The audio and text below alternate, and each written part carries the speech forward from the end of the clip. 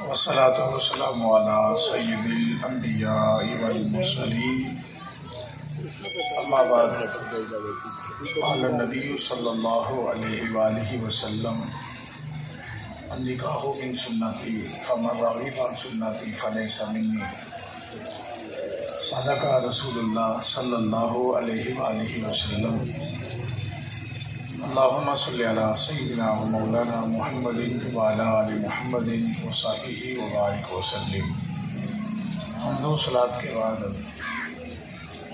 انتہائی محترم محتشم قابل سرزی احترام سامعین ذی وقار بانیان محفل، آج ہم شادی خانہ آبادی کے موقع پہ منعقد محفل پاک میں حاضر ہیں اور انتہائی مبارکباد کے مستحق ہیں محمد فیاض اور محمد غلام عباس صاحب، جنہوں نے اپنے صاحبزادگان کی شادی کے موقع پہ اس خوبصورت پروگرام کا انعقاد کیا۔ میں نکاح کے حوالے سے ہی چند باتیں آپ کی سماعتوں کی نظر کروں گا۔ حضرت عبداللہ بن مسعود رضی اللہ تعالی عنہ آپ ارشاد فرماتے ہیں کہ اللہ کے نبی علیہ السلام اشانہ اقدس پہ تشریف لے گئے تو کچھ لوگ رسول اللہ سے ملاقات کے لیے حاضر ہوئے۔ جب ان کو معلوم ہوا کہ رسول اللہ علیہ السلام کشانہ اقدس پہ تشریف لے گئے ہیں اپنی ازواج کے پاس، تو تعجب کرتے ہوئے انہوں نے کہا کیا رسول اللہ صلی اللہ علیہ وسلم نے نکاح بھی کیا ہے؟ تو جواب میں صحابہ نے ارشاد فرمایا آپ نے متعدد نکاح فرمائے ہیں۔ ایک شخص بول کے کہنے لگا کہ میں جب یہاں سے اٹھ کے جاؤں گا تو زندگی میں جتنے بھی ایام آئیں گے میں ہر روز روزہ رکھوں گا، کبھی بھی افطار نہیں کروں گا۔ دوسرے شخص نے عرض کیا کہ جب میں یہاں سے اٹھ کے جاؤں گا تو میں اپنے اوپر قیام اللیل کو لازم قرار دوں گا، کوئی رات ایسی نہیں ہوگی کہ میں بستر پہ لیٹ کے گزاروں۔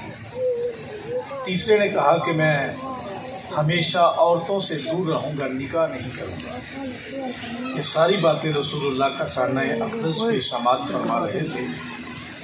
حضور تشریف لائے تو فرمایا کون ہے جس نے کہا تھا کہ میں ہمیشہ زندگی روزے سے گزاروں گا، کوئی دن بھی روزے کے بغیر نہیں گزرے گا؟ تو عرض کرنے لگا حضرت یہ بات میں نے کہی ہے، میرے رسول صلی اللہ علیہ وسلم نے ارشاد فرمایا مجھے یہ بتاؤ یہ کس نے کہا ہے کہ میں کوئی بھی رات آرام نہیں کروں گا، زندگی کی راتیں قیام اللیل کے اندر گزاروں گا؟ حضور نے فرمایا نکاح کی بات کس نے کی؟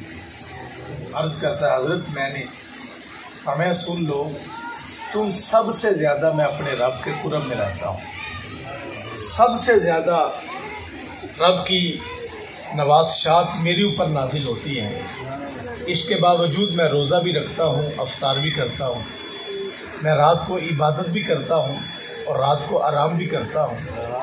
اور تیسری بات حضور نے ارشاد فرمائی میں سب سے زیادہ رب کے قرب میں رہنے والا ہوں، اس کے باوجود میں نکاح بھی کرتا ہوں۔ اور فرمایا سن لو النکاح من سنتی، نکاح میری سنت سے ہے، فمن رغب عن سنتی فلیس منی، اور جس نے میری سنت سے منہ پھیرا اس کا محمد کے ساتھ کوئی تعلق ہی نہیں ہے۔ میرے رسول صلی اللہ علیہ وسلم نے نکاح کی ترغیب دی۔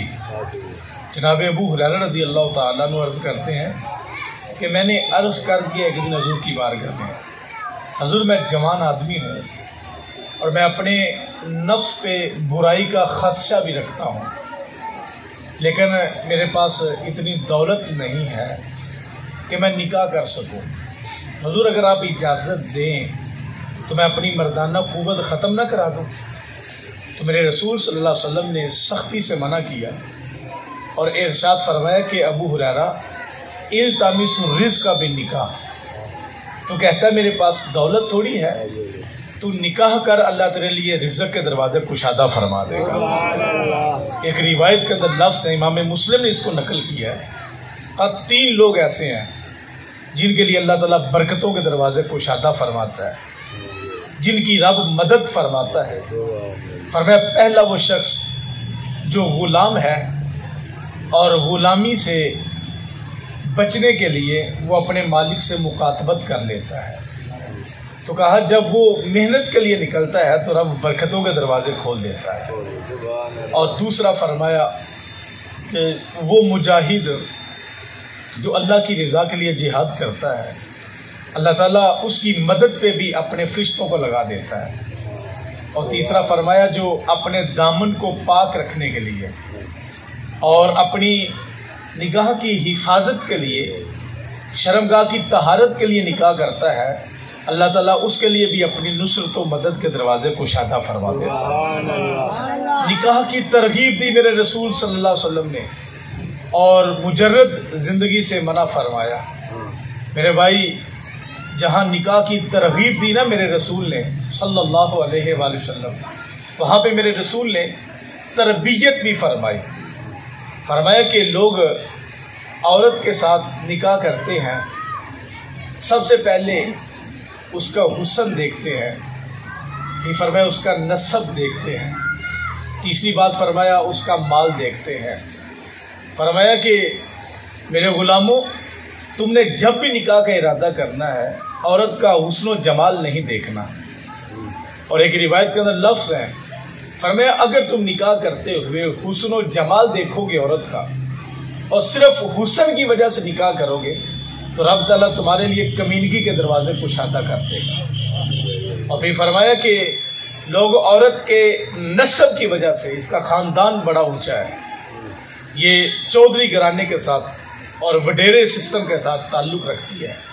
कहा अगर उसके नस्ब की वजह से निकाह करोगे तो अल्लाह की तरफ से तुम्हारे लिए जलालत के दरवाजे खोल दिए जाएंगे, ज़िल्लत तुम्हारा मुकद्दर होगी। फरमाया अगर तुम औरत के साथ निकाह करोगे, उसका माल देख के, ये अमीर ख़ानदान से ताल्लुक़ रखती है, इसको जायदाद में इतना इतना हिस्सा आएगा, इतनी ज़मीन इसके नाम की बनती है। कहा अगर माल की वजह से निकाह करोगे तो तुम्हारे लिए गुर्बत के और फ़क्र व फाके के दरवाजे खोल दिए जाएंगे। हजूर फिर निकाह कैसे करें?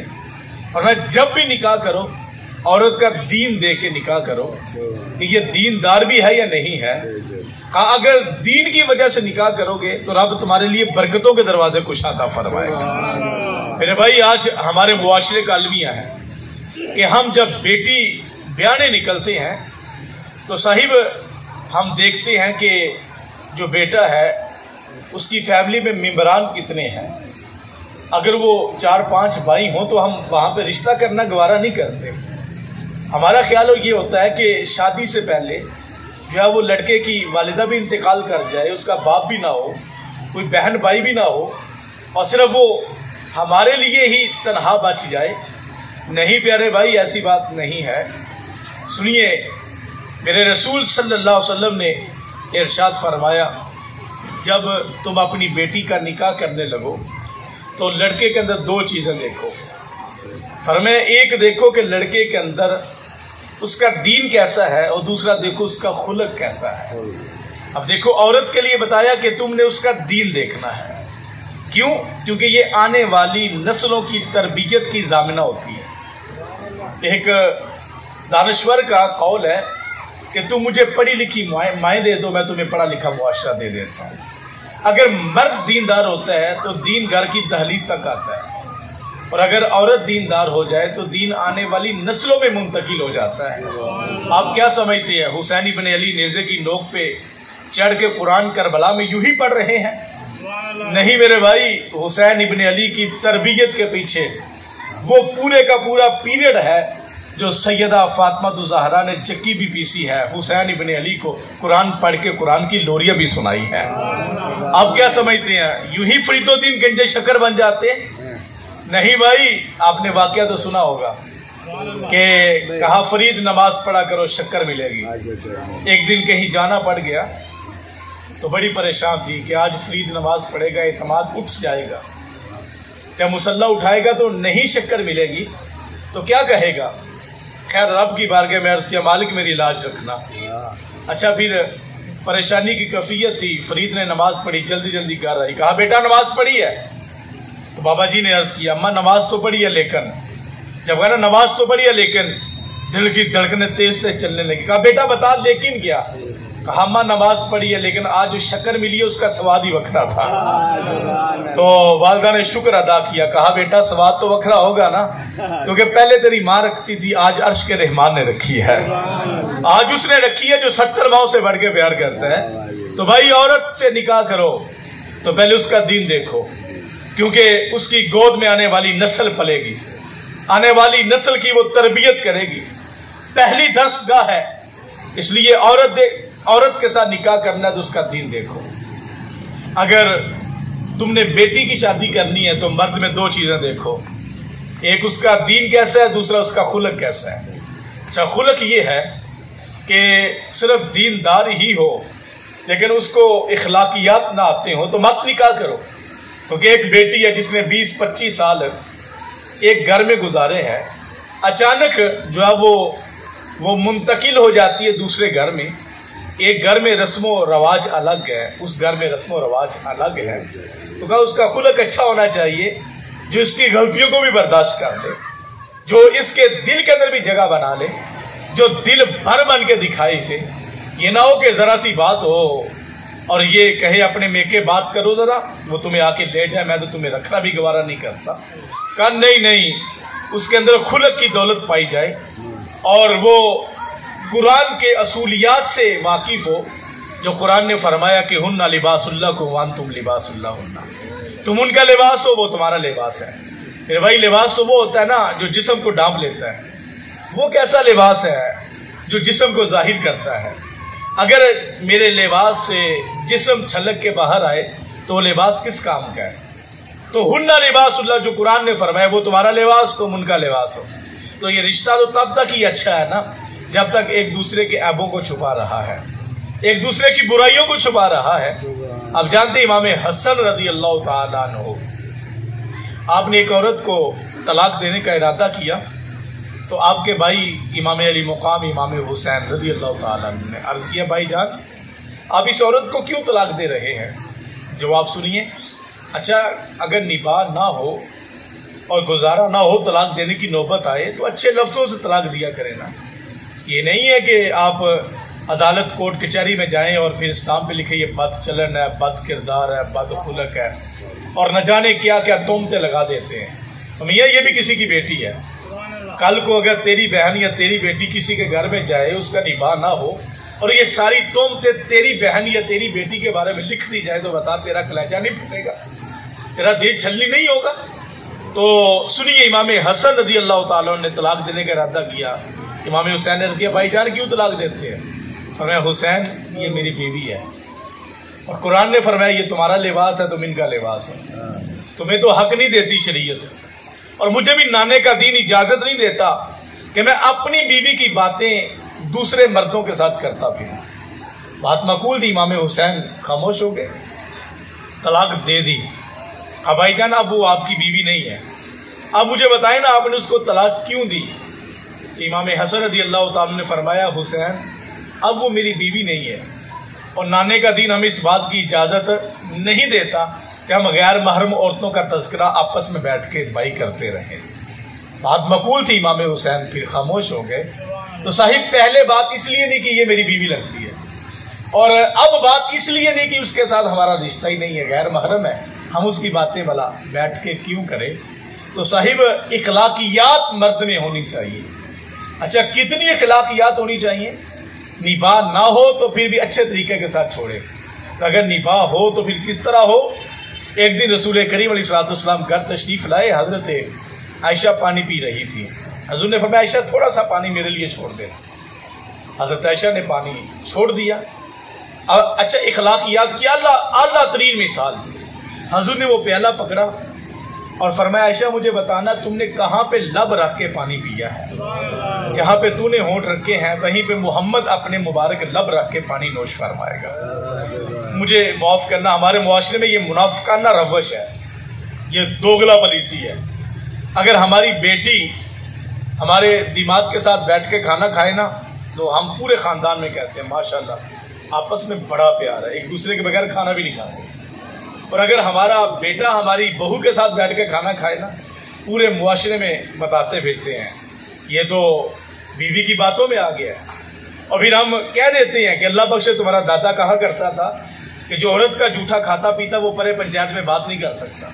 یہ عجیب ہم نے ضابطہ نکال دیا، عورت کا جھوٹا کھانے والا بات نہیں کر سکتا۔ صاحب میرے رسول نے حضرت عائشہ کا جھوٹا پانی پیا، عرب کے معاشرے میں کھڑے ہو کے حضور نے یوں بازو بلند کر کے کہا لوگوں سنو، انا افصح للعرب، عربیوں میں جو بات کرنے کا طریقہ اللہ نے محمد عربی کو عطا فرمایا وہ کسی اور کو عطا ہی نہیں فرمایا۔ میرے امام کی آواز نہیں آتی تیرے سامنے یوں تبے لچے فصحا عرب کے بڑے بڑے، کیا کوئی جانے منہ میں زبان نہیں بلکہ بدن میں جان نہیں۔ تو حضور نے اسی جگہ پہ لب رکھ کے پانی پیا، تو یہ اخلاقیات ہے۔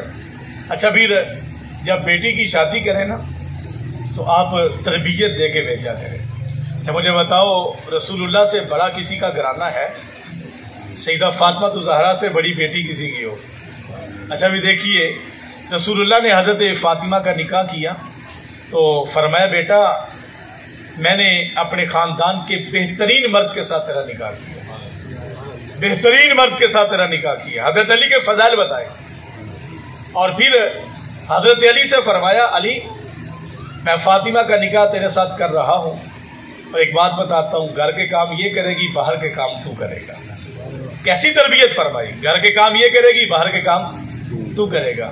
اچھا یار حضور کی باتوں پہ کیسا عمل کیا؟ حضرت سیدہ فاطمہ نے حسنین کریمین کی تربیت بھی کی، ایسی تربیت کہ مجھے کوئی کائنات میں کوئی ماں دکھاؤ جس نے ایسی تربیت کی ہو جیسی سیدہ فاطمہ نے حسنین کریمین کی ہے۔ گھر کے کام کاج بھی خود کیے۔ آپ نے علماء سے سنا نہیں چکی پیسا کرتی تھی، ہاتھوں پہ آبلے بن جاتے تھے۔ اچھا پھر سارا دن ان کی تربیت کرتی، ساری رات مصلی بچھا کے کھڑی رہتی، عرض کرتی مالک راتیں چھوٹی ہیں، میرا سجدہ ہی پورا نہیں ہوتا تیری رات ختم ہو جاتی ہے۔ اور پھر حضرت علی رضی اللہ تعالی عنہ کو اگر یہودی کے باغ میں مزدوری کرنا پڑی تو آپ نے جا کے یہودی کے باغ میں مزدوری بھی کی ہے۔ کیوں؟ کیونکہ رسول اللہ نے فرمایا تھا گھر کے کام یہ کرے گی باہر کے کام تو کرے گا۔ تو صاحب جو ہے وہ یہ کیسا ضابطہ اور کیسا میرے رسول صلی اللہ علیہ وسلم نے ایک اصول بتا دی اور کیسی تربیت فرمائی نکاح کرنے والوں کے لیے۔ پہلے فرمایا نکاح کرو، پھر فرمایا کس کے ساتھ کرو، مرد ہو تو ایسی عورت تلاش کرو، عورت ہے تو ایسا مرد تلاش کرو۔ اور پھر جب نکاح ہو گیا تو پھر کہا اللہ اور اس کے رسول کے علاوہ تیسری شخصیت تمہارے درمیان نہیں ہونی چاہیے۔ اگر تیسری شخصیت تمہارے درمیان آ گئی تو تمہارا رشتہ کمزور ہو جائے گا اور تم اس رشتے کو کبھی نبھا نہیں سکو گے۔ اچھا اگر تم نے اس کو نہیں جو ہے وہ نبھانا تو پھر اس طریقے کے ساتھ فارغ کرنا کہ اس کی برائیاں لوگوں کے سامنے بیان نہ کرنا۔ اور جب فارغ کر دیا ہے تو کہا پھر بھی برائیاں بیان کرنے کی شریعت نے تمہیں اجازت نہیں دی۔ اچھا بھی دیکھیے سیدہ فاطمہ زہرا سلام اللہ علیہ کا نکاح ہوا تو 40 اوقیہ چاندی حق مہر میں جو ہے وہ رسول کریم علیہ السلام نے مقرر فرمائی۔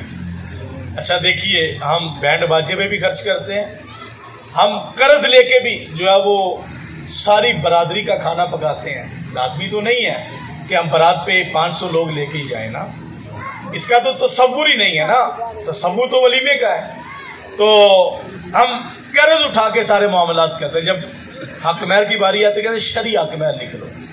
آپ کو پتہ ہے سیدہ فاطمہ کا حق مہر 40 اوقیہ چاندی متعین کیا گیا تھا۔ اس زمانے میں 200 یا غالباً 300 درہم جو ہے وہ 40 اوقیہ چاندی کے بنتے تھے۔ یہ سیدہ فاطمہ زہرا سلام اللہ علیہ کا حق مہر تھا۔ اب دیکھو 200 درہم بھی اگر بنتے ہیں تو حساب لگاؤ اس وقت کتنا حق مہر بنتا تھا۔